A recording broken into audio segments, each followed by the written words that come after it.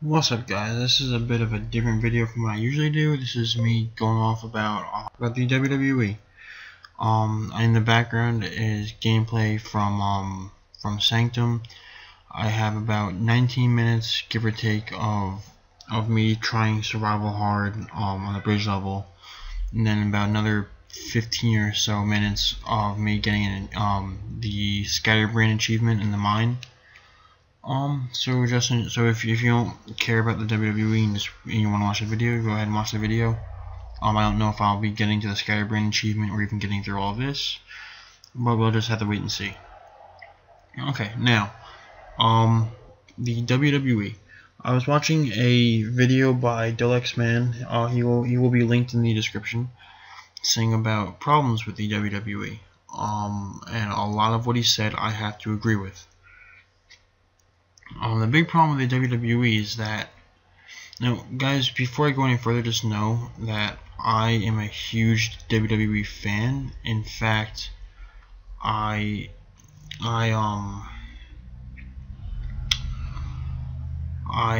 hoping to one day get into the WWE. That's my ultimate goal, to get into the WWE. I don't know exactly my path yet to get there. I have a couple of ideas. I'm still trying to figure out my path to get there. But with the product they've been doing now, I don't even know if I really want to. I mean, I know I still want to. I just don't know if it's really as worth it as it was a while ago. The problem with the product is that it's really boring. It really is. I'm gonna say, well, I'm gonna go off on a couple of things. First thing I'm gonna say is that I'm gonna go back to the beginning of the year because that's when it really started to become even terrible again. Beginning of the year, we had CM Punk was a heel, and he was very over as a heel. He started to lose some momentum because he started to become a chicken shit heel, which I'll get into later. But he was pretty over for a heel. He's arguably the biggest star in the company right now. But he had a match with Dwayne Johnson, which this drove me crazy. I hate Dwayne Johnson so much. He is an embarrassment to the sport. I understand a part-timer wanting to come back for one match. That's fine.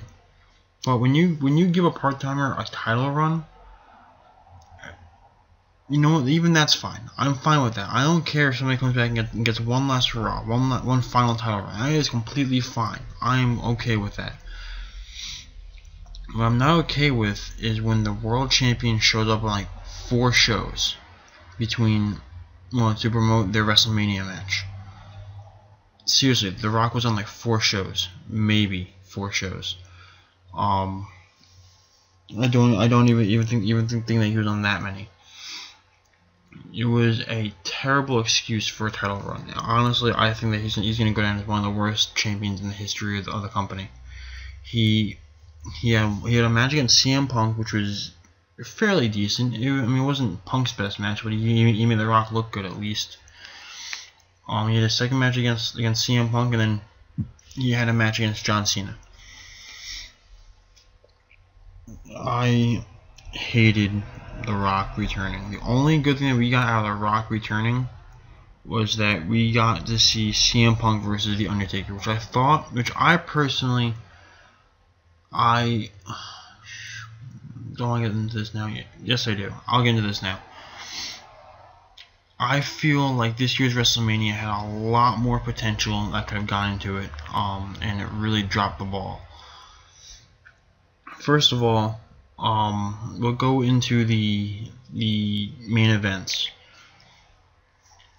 The only main event that there were 2 main events I wanted to see. I wanted to see Alberto Del Rio versus Jack Swagger because I felt like the story was very good, and I wanted to see CM Punk versus The Undertaker, because that had a great story, the best heel moment I've ever seen when CM Punk dumped the urns on The Undertaker. Guys, that was amazing for a heel move. I mean, I've never seen anything like it before. So that was an awesome thing. I don't care if you don't like CM Punk or not. That was a great move by CM Punk.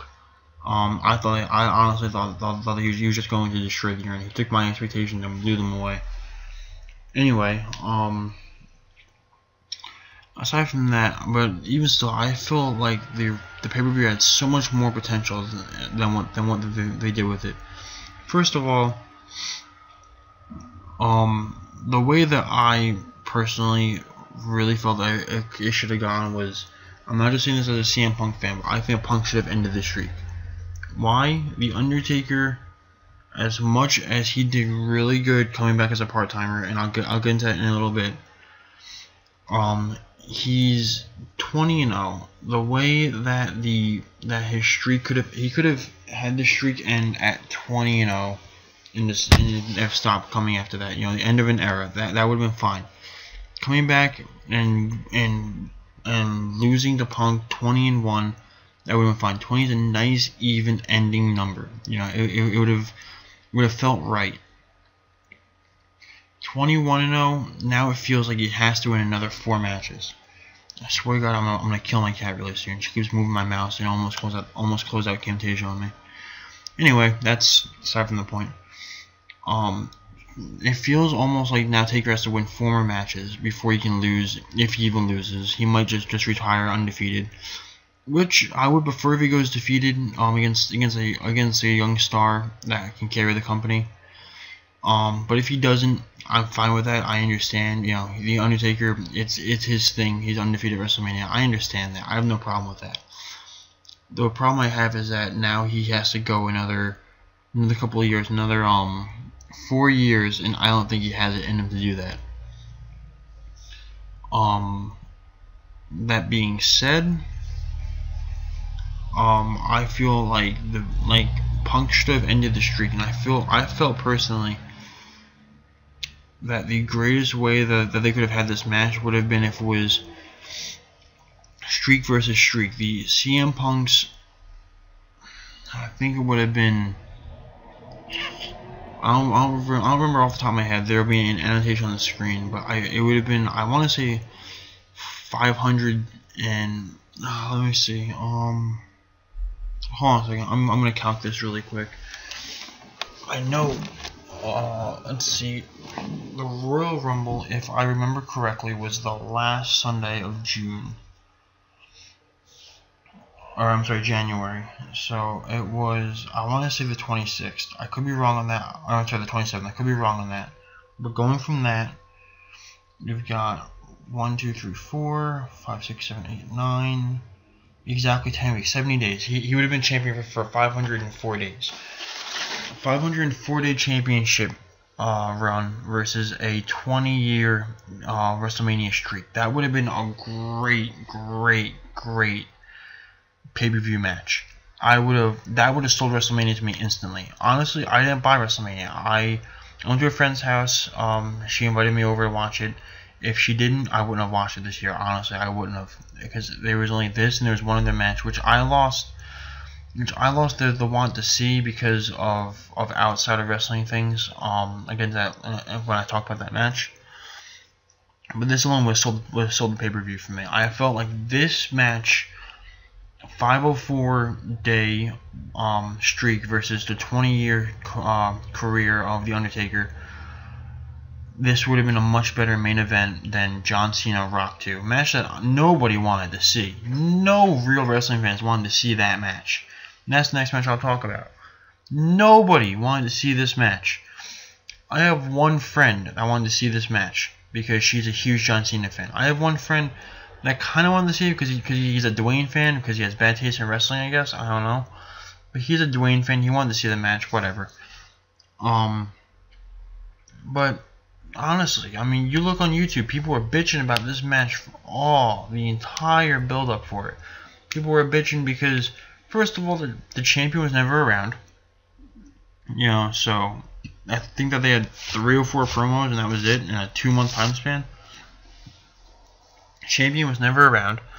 The challenger, Cena, has been shoved down our throats so much that fans don't like him. He's the worst face. He's a heel, honestly.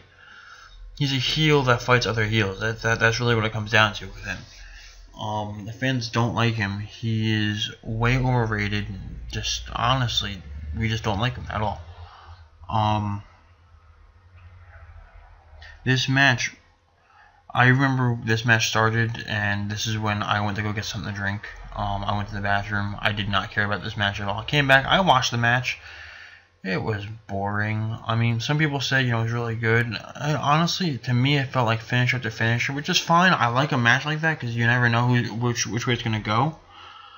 But it just didn't feel like it worked. It didn't feel like a real match. It felt like just this really, really bad match, honestly, and it was just a really, really bad match in my opinion. I felt like it was the most boring match of the night, because it was just bad, and the build-up was bad, the match was bad, the execution was bad. It should not have been the WrestleMania main event, and it was really bad. And then the ending, I'm so surprised that the crowd reacted the way that they did. They didn't blow this thing up. I used to live in New York. I know how the crowds are there. I know how the people are there. I used to live there. When you have an ending like that the crowd does not want to see, I'm surprised that they weren't booed out of the building. I really am surprised that they were not booed out of the building. I was expecting a riot. As soon as they shook hands, we all knew that Cena was gonna win. But when they shook hands, I was expecting people to flip and lose their shit.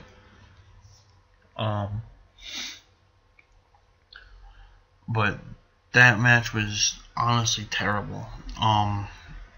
Another terrible match, honestly, I felt like the Triple H Brock Lesnar match sucked. And I don't blame the talent for that one. I don't even blame the story. It had a good story behind it. I blame the company. Not so much the company itself, but the PG crap that we're in. This was not a feud that works in PG. It was not. Dalyxman said it, and he was right. I think it was Dalyxman that said it, and he was right. This does not work in PG. It doesn't. This feud should have blood. It should have gore. I was fully expecting a bloodbath at WrestleMania for this feud, and I didn't get it. And because I didn't get it, I'm not saying blood's necessary for every match. It was for this one. This feud has gotten too personal. There should have been blood. It's going between two ass kickers in the company. There should have been blood, and there wasn't. And I feel like this match really dropped the ball. The other main event, Swagger v Del Rio, I wanted to see this match. I'm not a big Del Rio fan, but Swagger managed to do a heel right. I wanted to see him get his ass kicked. I wanted to see him get the hell beaten out of him after attacking Ricardo, after attacking after attacking Swagger and Ricardo, breaking Ricardo's ankle.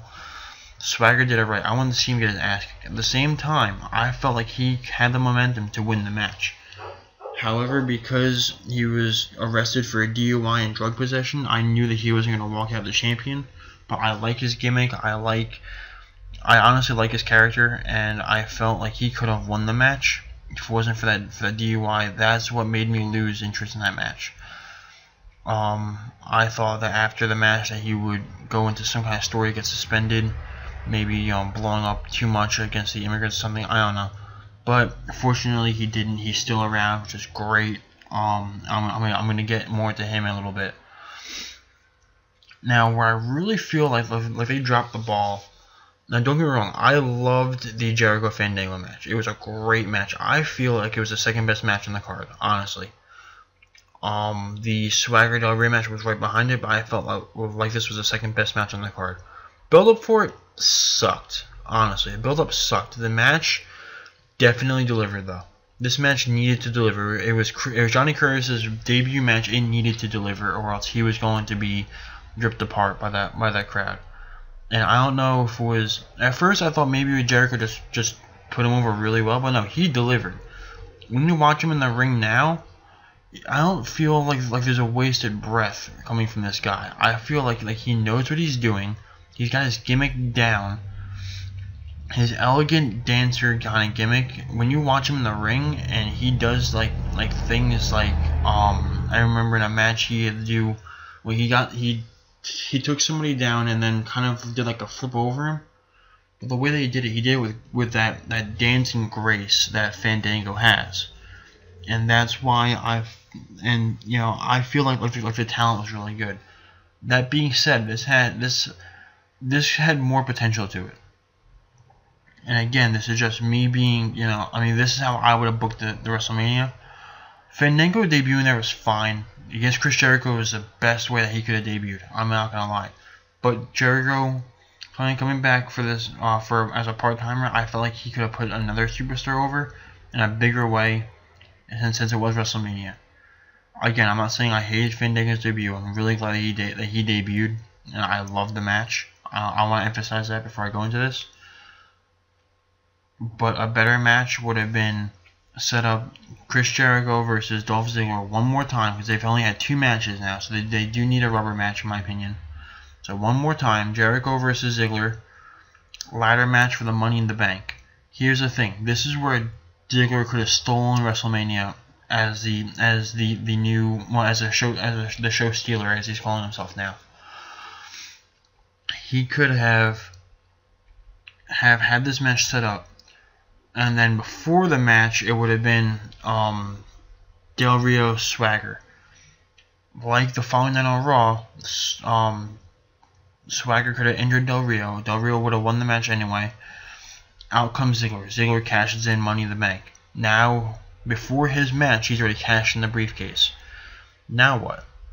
Now they still have the ladder match, but this time it's for the World Heavyweight Championship. For the first time, at least as far as I know, we have 3 matches for the World Heavyweight Championship in the same night at WrestleMania. Jericho and Ziggler in a ladder match for the World Heavyweight Championship. That would have honestly outbeaten The Undertaker CM Punk for the WWE title, in my opinion. Maybe not for the title, but the way that it was booked at WrestleMania, it would have beaten that match out. Now, aside from that, we've all probably bitched about WrestleMania in some way. I'm gonna get off that topic. Now, Extreme Rules is right around the corner, and I officially have one match that I want to see for Extreme Rules. Actually, no.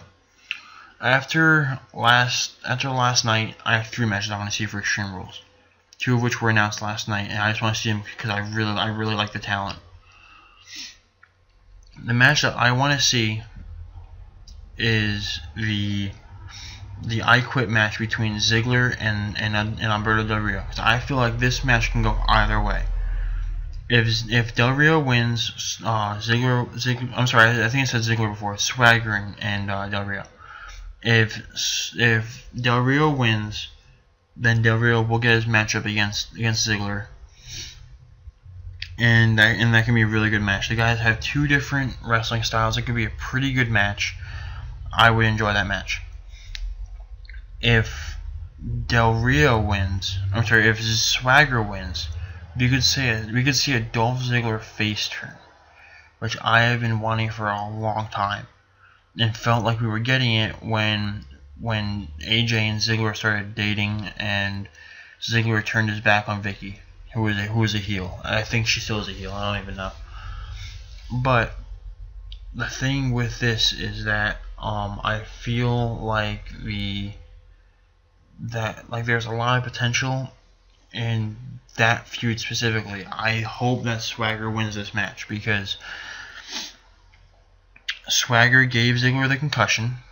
That alone is enough to build a feud, right? Swagger gave Ziggler the concussion.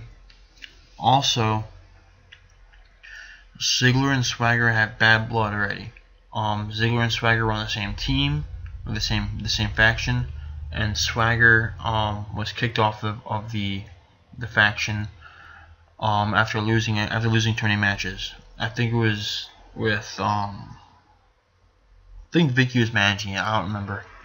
I'm not sure if she was or not. But these guys already have bad blood. I feel like they could make a really good feud here. Especially now with this concussion story.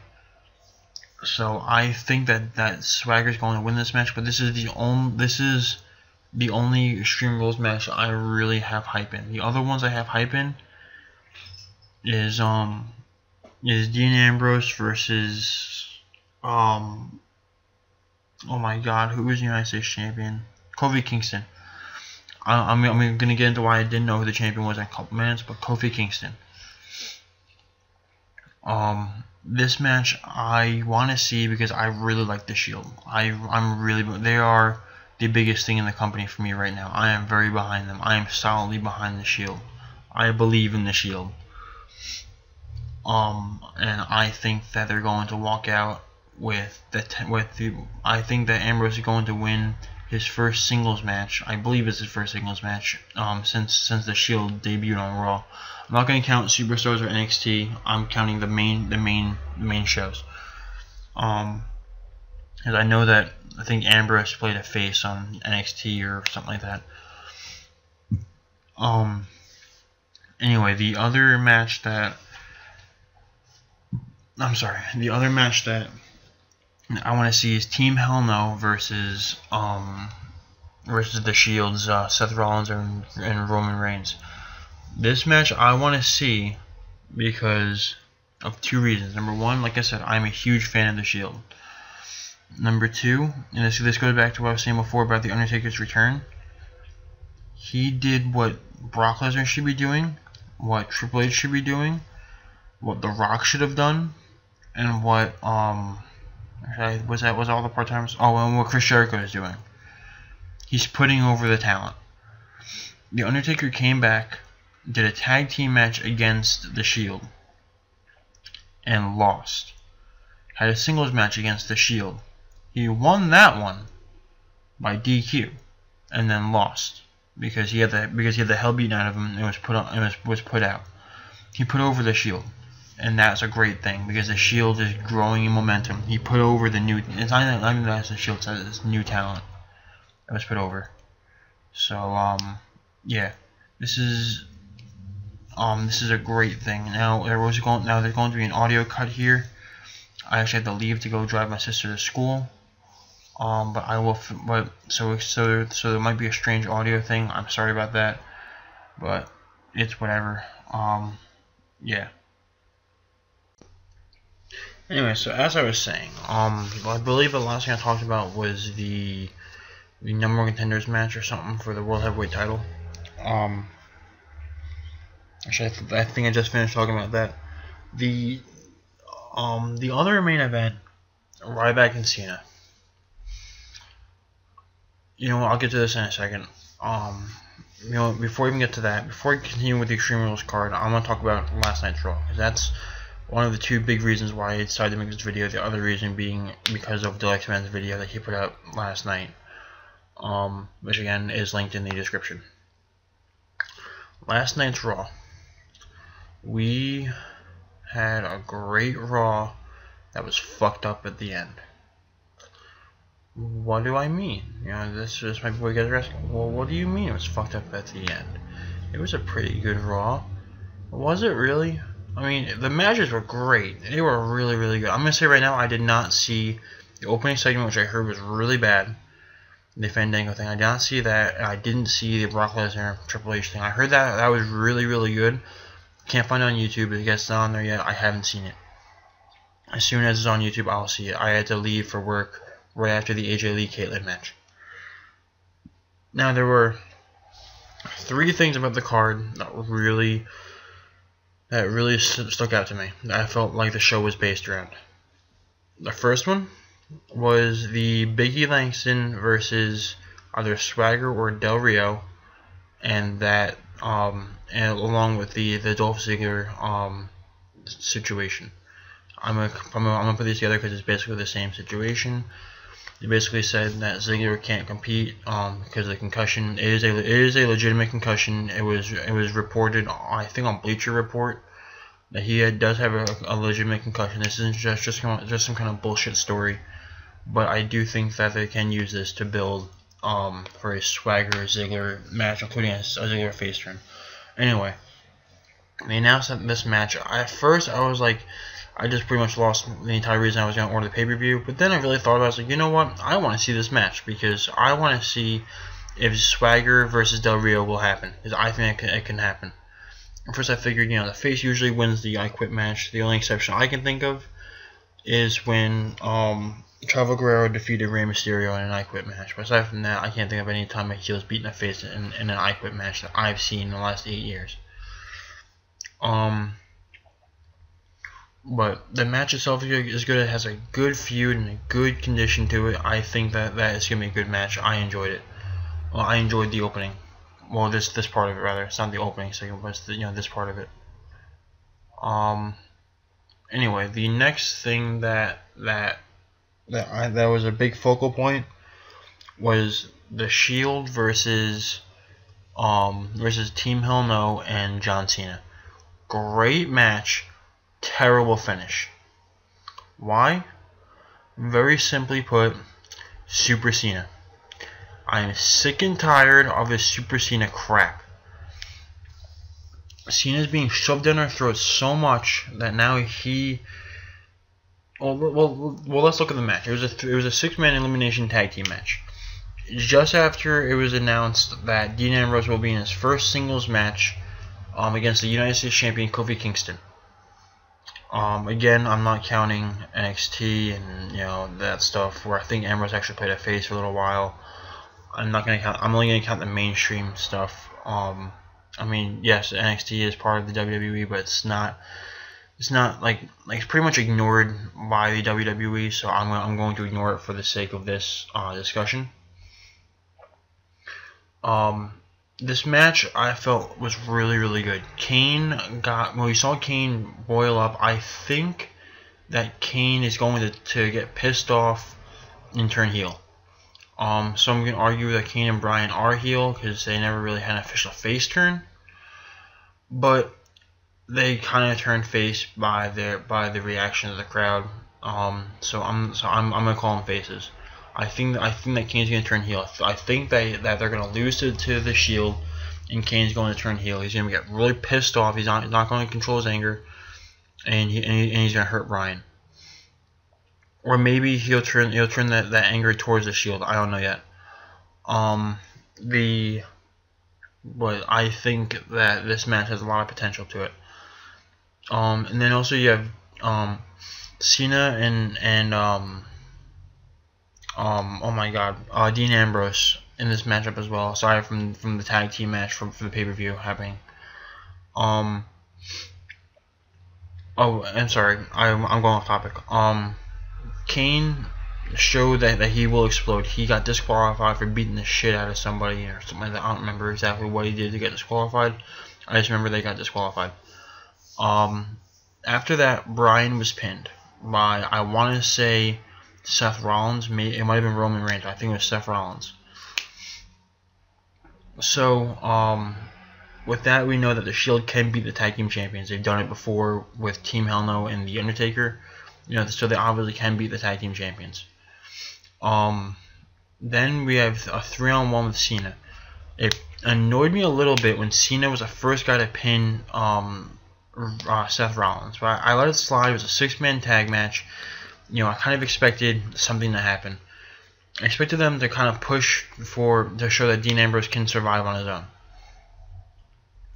So Seth Rollins gets pinned, and then Roman Reigns gets disqualified on purpose to spear Cena. This is the part where it lost everything for me. Dean Ambrose should have beaten Cena. Ambrose should have pinned Cena, should have beaten him. He just took a spear. Roman Reigns just got disqualified. Cena should have lost this match.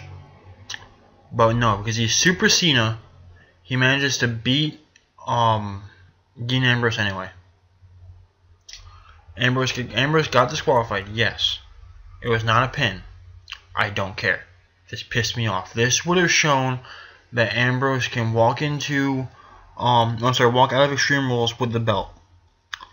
And some people are saying, oh, this segment made everybody walk away, looking strong. Bullshit. It made Cena look strong. Not even Cena. It made Ryback look strong. I felt like this was a desperate move to make Ryback look strong, make us care about a match that honestly I don't think anybody cares about. And that's the next thing I want to talk about: Ryback and Cena. Ryback has done something I never thought would be possible. He made me want to see Cena win. I have been against Cena since 2003. I think it was 2003, the year that Edge cashed in Money in the Bank. Why was I against Cena? Because we have Edge waiting. Oh, by the way, if you're watching that video, that's an Easter egg. That's for an achievement. If you shoot that thing 9 times, or there's more than one of them throughout all the maps. But if you shoot them 9 times, you get an achievement. Anyway,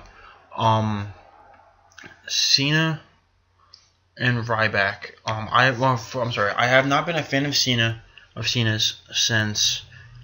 since he faced Edge and won the title back a month after losing it. They put so much emphasis on Edge cashing in. It was the first ever cash in. Did it in such an amazing way. Nobody expected it. And then Cena gets the belt again. This is the point where I hated Cena. I've hated him for so long. Ryback has managed to make me like him. Actually, I'm not even like him. Ryback just pisses me off more than Cena does. I used to be a big Ryback fan. I really was. I was planning on buying his shirts and stuff. I really liked him. I heard, Ryback versus Cena, saw the Ryback heel turn. I loved it. I was all over it.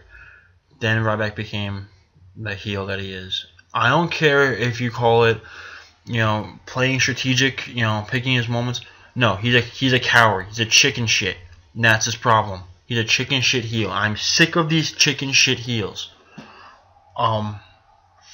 Why the WWE made him a chicken shit, I will never understand. If we had made somebody small, like CM Punk, like Daniel Bryan, like trying to think here. Sorry, I can't think all of a sudden. Somebody who would be almost like a cruiserweight level.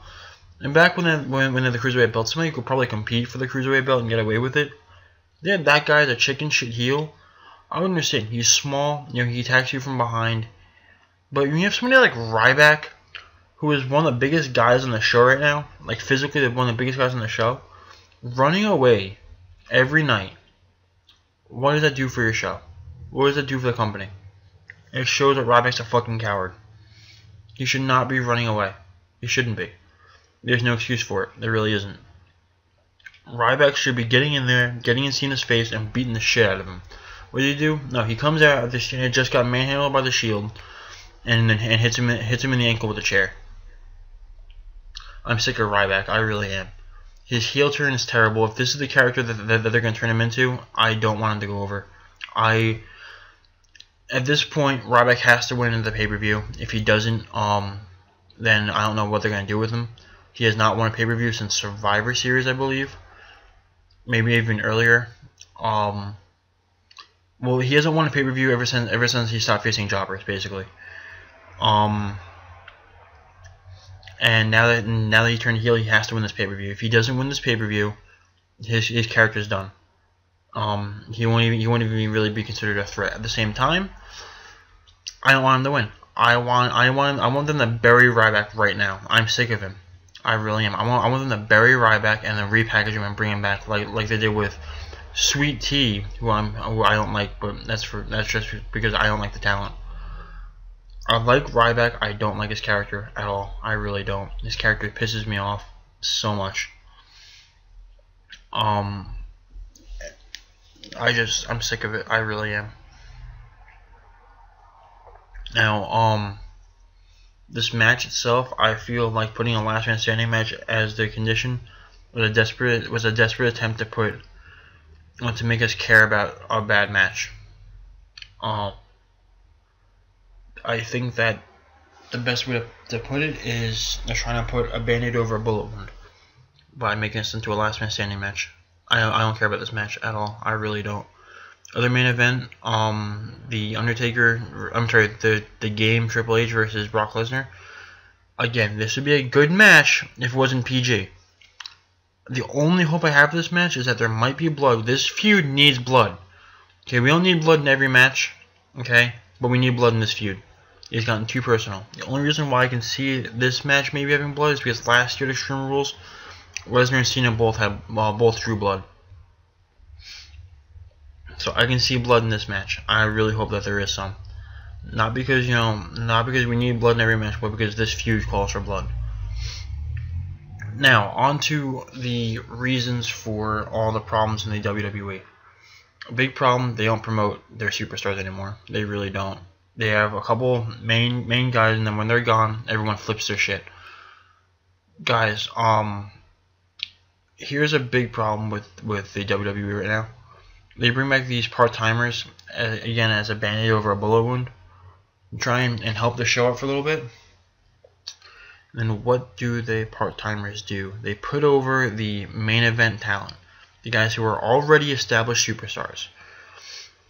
Brock Lesnar is putting over Triple H, who's another part-timer, and put over John Cena.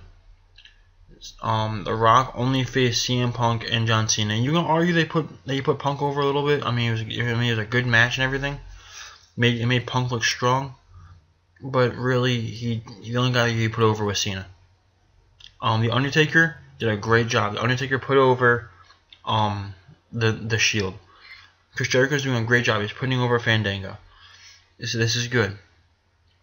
But the rest of it is terrible. And the fact that they only promote a couple of guys. CM Punk is injured right now. That the story says that he just left because he just didn't know how to react. No, the reality is he's injured. He's hurt. Because he is hurt, he had to leave. I'm not sure if he had a surgery or not. But I know that he got injured in his match against Kane.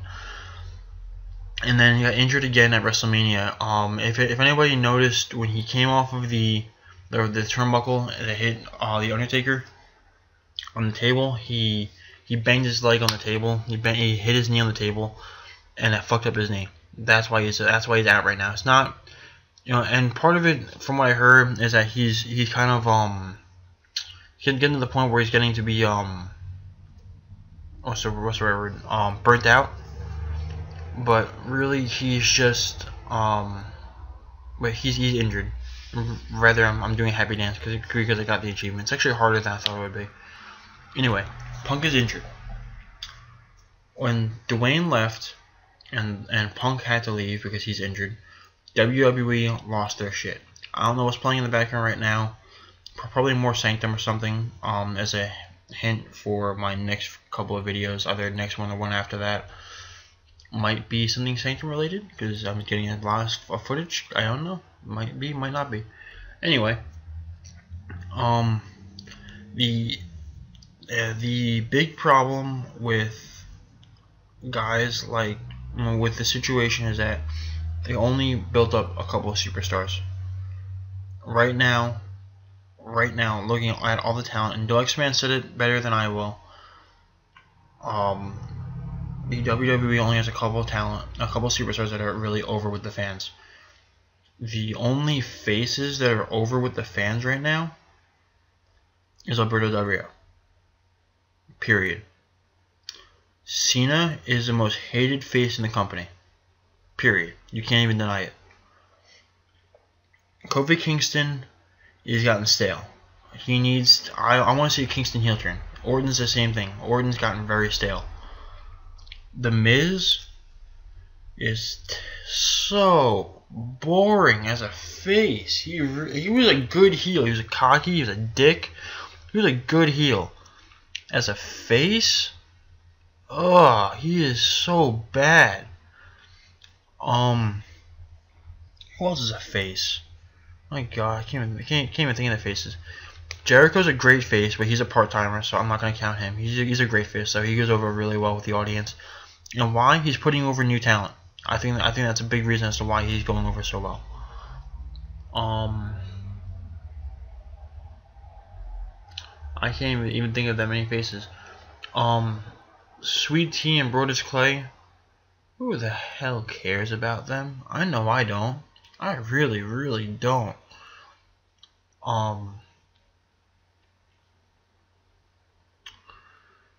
Yeah, I can't think of any other faces, and why can't I think of them? Because they're not over. They are so under with the crowd, because the crowd doesn't care about them. They have zero personality. They have decent talent. They're really just boring. The heels on the other hand, because the heels are the bad guys, they show a lot more. I don't know if maybe they're just in control of their characters. I don't know if maybe it's just the writing staff is pushing the edgy stuff on the heels, which is fine. Heels can do edgy stuff. Faces should also be doing edgy stuff, but I don't know why they're not. But at least the heels are giving us something to watch. Dolph Ziggler is over big time. I think that he is probably one of the most over stars right now. Oh, the only other face I can think of right now that's over are Team Hell No. Kane and Daniel Bryan, which is arguable if their faces are heels. I'm gonna call them faces. They are definitely over. Bryan is, in my opinion, the best face in the company right now, without a doubt. He should be world champion. I don't know why he's not, or the WWE champion. He should be at least competing for the belts. I want to see Ziggler versus Bryan. I really do. Anyway, Ziggler is over really well. Swagger, I feel, is over really well. He's gotten very ruthless. His gimmick was really good. He got a lot of people into it. I feel like Swagger's getting over really well. He's ruthless. He's attacking people. He's doing whatever it takes. AJ Lee, holy crap! Either you love her or you hate her, but she gets a reaction from everybody. I work with a lot of wrestling fans, and if I mention the name AJ Lee, you either hear, oh, she's the best diva in a long time since Trish Stratus and Lita, or you hear she's fucking crazy. I hate her. I hope that she gets fired. The point is, she's over. She's a heel. She's a great heel. She plays her role so well. If she ever quits or gets fired from the WWE, she has a great acting career coming. But aside from her, CM Punk, very over. He does such I feel like sometimes he takes the line and rips it apart. Pouring the ashes and stuff on himself. He does so many things that even as a heel you're like, was that really good? Fandango. I don't know if it's just his song or if it's him, but I'm a huge fan of Fandango. I feel like he doesn't have a wasted talent. I feel like Johnny Curtis executes everything from his gimmick extremely well. I am a huge fan of Fandango. The only heel probably more over than CM Punk or AJ Lee is the Shield. Holy crap, are they over? And they've been built up right. The only thing that the Shield is missing, they need some veteran that can go for the World Championship and be believable, so that the Shield can prove a threat. I see the Shield as a modern day Evolution. It's not really Evolution, because maybe Evolution, probably Evolution. Because I remember at a time Randy Orton was actually I'm sorry, I think it was Ric Flair was the IC champion, and then Orton and Batista were the tag team champions. Maybe Orton was the IC champion and Batista and Ric Flair were the tag team champions. I don't remember. And Triple H was the world heavyweight champion. Point is, I can see that with the Shield, and especially after the Extreme Rules pay-per-view, I can see that with the Shield. People have been saying maybe Ryback is going to join the Shield. I hope that he doesn't, or if he does, that they change his character, because I am sick of Ryback. And people, I know that a lot of people agree with me. Mark Henry, people are getting sick of because it's just a stupid gimmick. He's the world's strongest man, so he walks around and beats the shit out of everybody that stares at him the wrong way. It's boring. But if you notice, though, a lot of the heels are getting over because heels are entertaining. They're very entertaining. They have character, and that's what they get over. The faces are boring. The faces are basically Super Cena and his bitches. The heels are everybody else. You know, this is a big part of why the WWE sucks. Why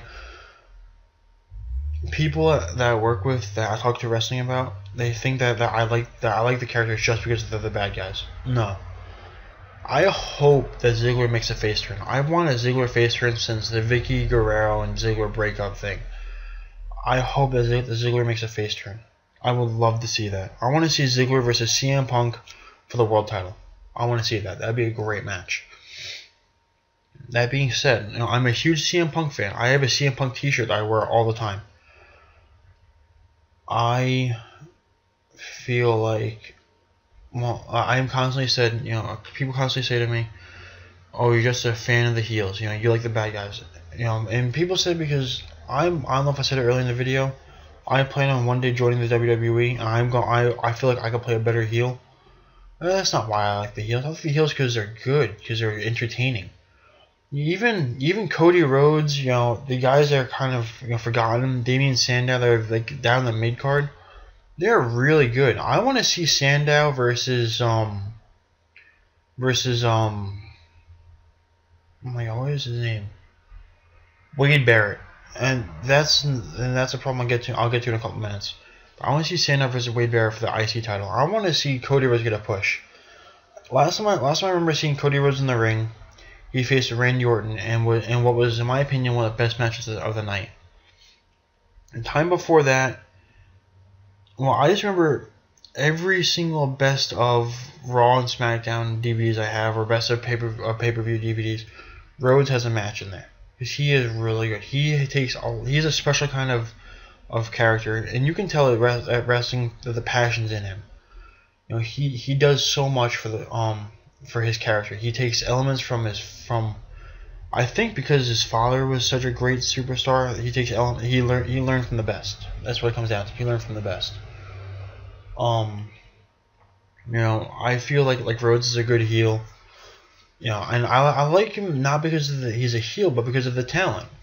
There are heels I don't like. I don't like Ryback. I don't like Cesaro. I don't like, there's a couple heels I don't like. Mark Henry. But I don't hate a character because they're a face or a heel. I hate them because of the talent or because of the gimmick. And I feel a lot of the faces have terrible gimmicks, or they're just stale, and they need either to change or make a heel turn. Now, before I mentioned that there were 3 focal points that pissed me off about Raw, I only got to 2 of them. I got to, actually no, I'm sorry, 3 focal points about the show that caught my attention, I should say. The one that made me happy, the one that pissed me off, and now the one that pissed me off. AJ Lee versus Caitlyn. This was a great match. It showed how great AJ Lee is as a competitor and showing her character. In the match, she played crazy. She played imposter. She did all of her crazy stuff, and she plays it so well. She is so good at what she does. I have a question for you guys. If the match in the ring is AJ Lee versus, actually it wasn't Caitlyn, it was versus Natalya. You know why I keep thinking it was Caitlyn? The match is AJ Lee versus Natalya. Why is the focus on Caitlyn and her secret admirer? Why is that what they're talking about? Why are the bellows at ringside? What purpose do they serve for this? Caitlyn and her secret admirer was a focus of this match. I understand having Caitlyn at ringside for the feud. I understand if they use that to build up for the feud. But the secret admirer thing does nothing for this. It pissed me off. I felt like they took a great match, a great Divas match, which you don't see a lot of, and ripped it apart. They destroyed a Divas match. I was honestly really pissed off about this. I remember I was texting a friend of mine, and I was pissed. I was really pissed, and his response was, "I didn't see the match, I used it as a bathroom break." And you know what? I understand why he did. The Divas division is getting buried. I don't know why. I remember back a couple of years ago, there was the Women's Championship on Raw, the Divas Championship on SmackDown. 2 Divas titles. Now there's 1, and they get maybe 5 minutes a week. It is so bad. Aside from AJ Lee, there's no Divas anymore. There are divas, but you just don't see them anymore. You really don't. And this is a big problem with the WWE. The other big problem with the WWE is the Intercontinental and the United States Champions. I don't know if they're on SmackDown a lot. I work every Friday night between 8 and 10, and I can't record it because we have one DVR in the house, and it's always in use on Friday nights. My dad records stuff on Sci-Fi and something else. Not Sci-Fi, on I forget what channels. I mean, he records a bunch of stuff on Fridays. Anyway, as a result, I don't watch SmackDown. I don't know if they're more prominent on SmackDown or not. I have not seen Wade Barrett since he won the title. I've not seen Kofi Kingston since he won the title. I feel like these two championships are pretty much meaningless. The tag team titles are defended almost every pay-per-view, if not every pay-per-view. Why was the Wade Barrett Miz match a pre-show match? Wade Barrett has had a very long title reign. Why was it a pre-show match at WrestleMania? Why did they have the Funkadactyls and Sweet Tea and Brodus Clay versus Rhodes Scholars and the Bella Twins on the WrestleMania card? Never happened. They pushed it off because of time restraints. Why was that on the card to begin with and not the IC Championship match? Why wasn't Cesaro at WrestleMania even in the pre-show? Why? Why were these two titles completely forgotten about? They feel meaningless. They feel terribly useless, and this pisses me off.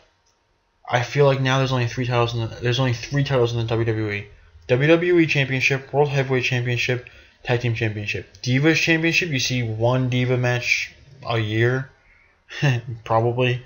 You never see the IC or US titles at pay-per-views anymore.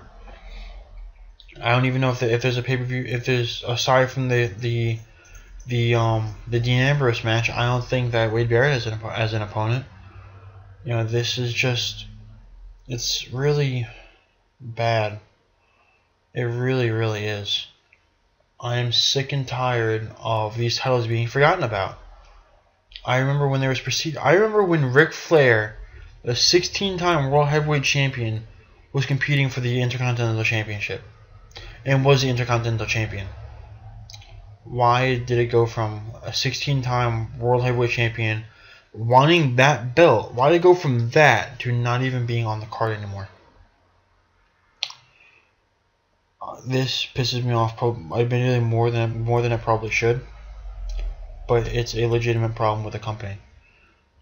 It's not the talent's fault. It's the company's fault. It's the creator's fault. Why do you have pretty much filler matches? You know, look, I loved Fandango's debut match. I really did. But I felt like a guy's debut match should not be more important on the WrestleMania card than the than the Intercontinental Championship match or the United States Championship match. This is a big problem that the WWE is having, honestly. And another big problem they're having, their feuds and their crap makes no sense at all. I know that Dalyxman said this too. I'm going to elaborate a little bit on it. He mentioned the AJ Lee story with Cena and Ziggler. That's a great example of this shit making no sense at all. Another example would be oh my god, what was it? I just blanked out. Sorry, give me a second. I have to think here. Oh my god, I'm blanking out, drawing a blank.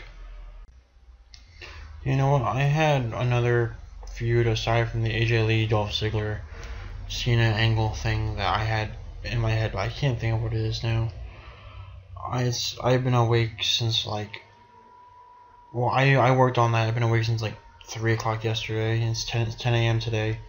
I had to work on that. I'm tired. I'm sorry, guys. If I think of it, I'll have the annotation on the screen. But until then, just a lot of these stories are just freaking stupid. They really are. But they really don't make a lot of sense. I mean, it's not as bad as this angle, but something that really bothered me was back in 2012, I think, Cody Rhodes versus Rey Mysterio. They had a great match on the Best of Raw and SmackDown from the Year DVD.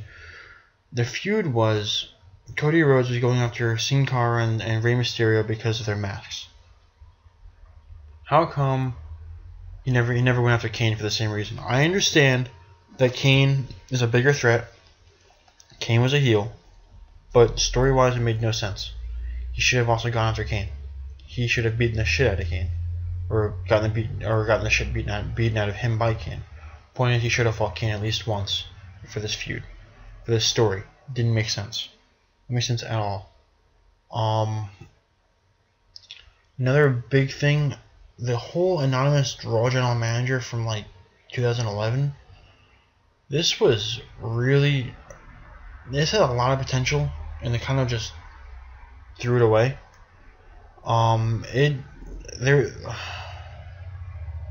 You know what? I forget who it was that said it, but this story had too much potential to it.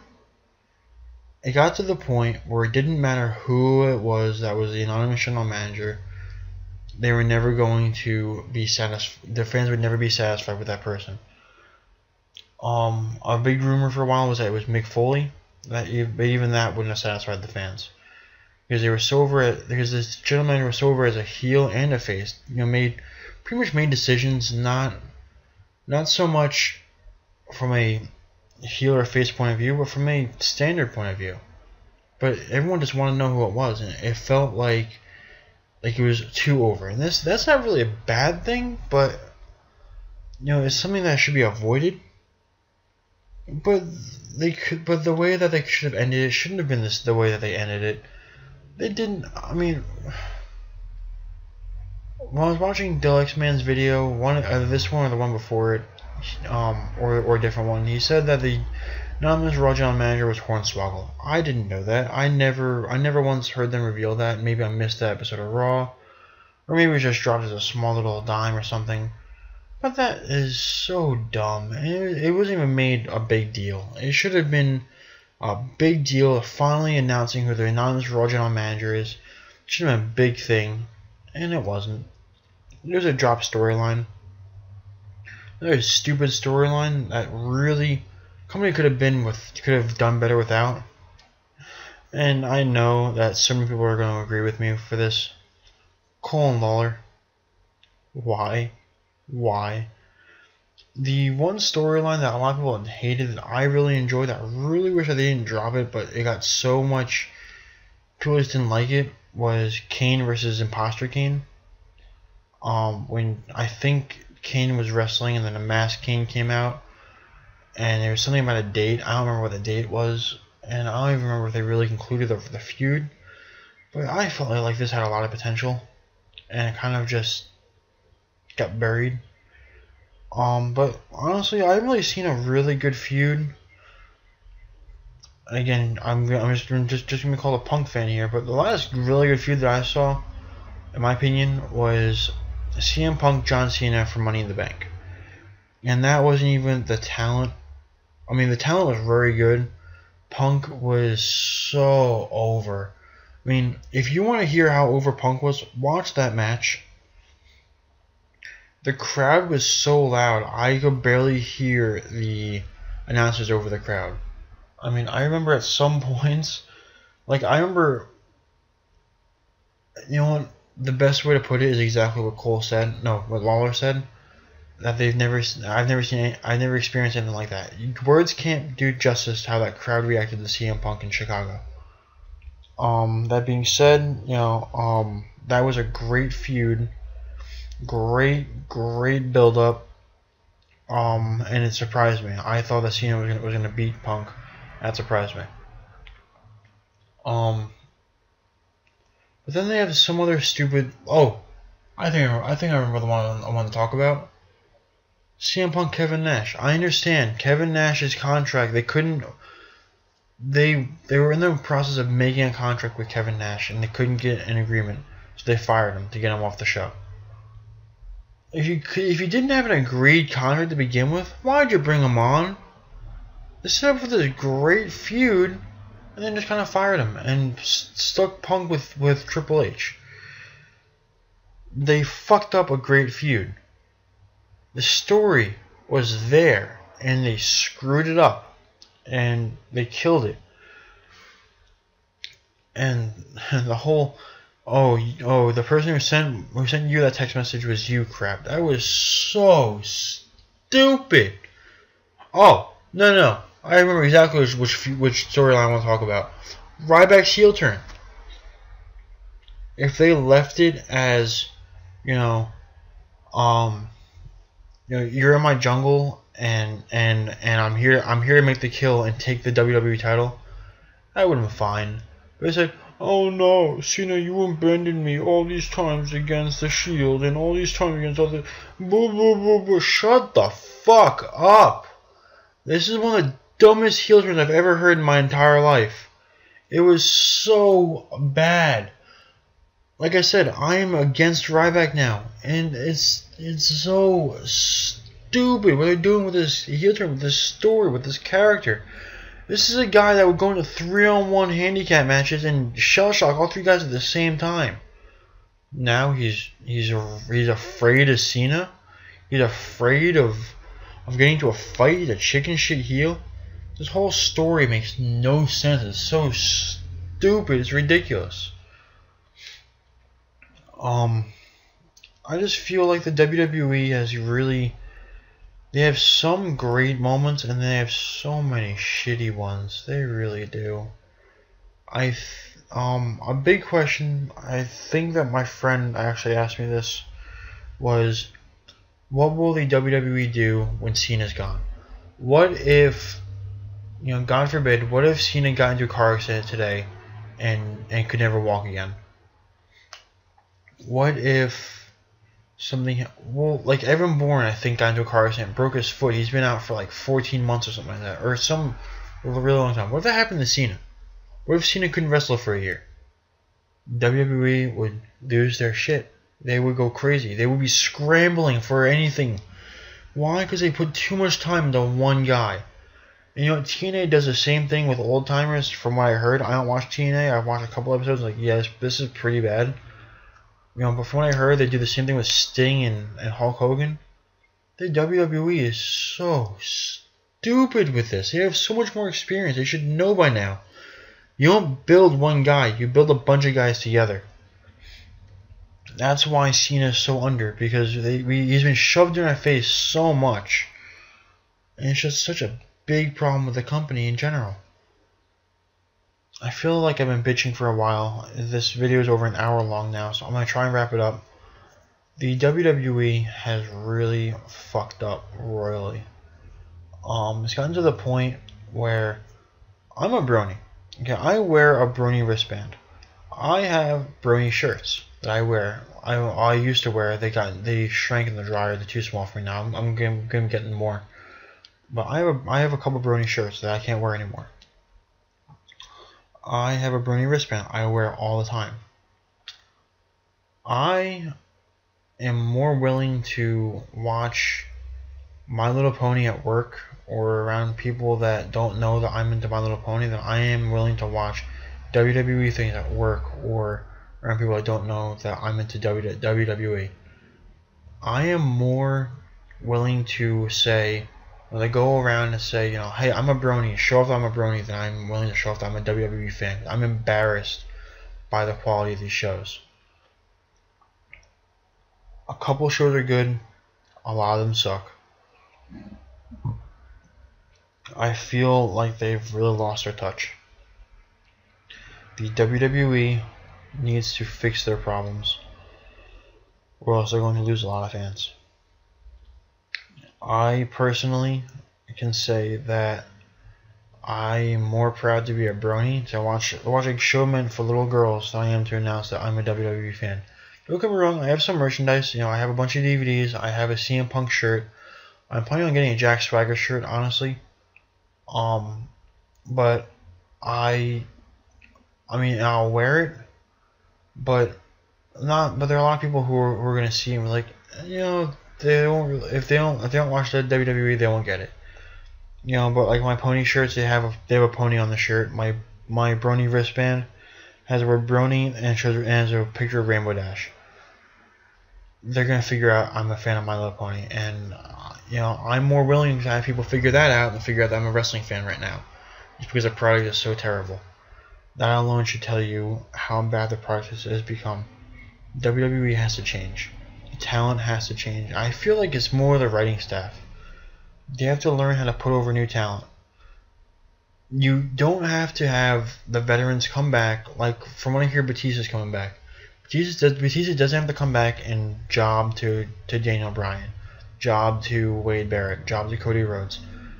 Batista has to come back and have a good match with those guys. Even if he wins, if Cody Rhodes can show that he can go head to head with Batista and come out maybe not on top but close in a great match, that'll do so much for Rhodes' career. It'll elevate him. It'll push him up. If they can have Batista versus Dolph Ziggler, it'll push him up. You don't have to be like Chris Jericho and lose to the new guy. I'm not saying that it was bad that he lost. I think it was great that he lost. Fandango went over really well. The Undertaker beat Dean Ambrose. Or I'm sorry, was it Dean Ambrose? I don't remember who it was. Maybe it was Dean Ambrose. I don't remember. But he beat somebody from the Shield by disqualification. He beat the Shield in a singles match. And then, but still put them over because he got the shit beaten out of him by the Shield. The other part-timers, what are they doing with them? Facing already established stars or other part-timers. They're killing their own show. I went off before about The Rock's terrible title reign. I think that The Rock did more damage than he did good. Not because of the title reign, but because now the WWE started to depend on a part-timer. Same thing with Brock Lesnar. When Lesnar came back, I thought that he was going to be a full-time competitor. And they fucked that one up too.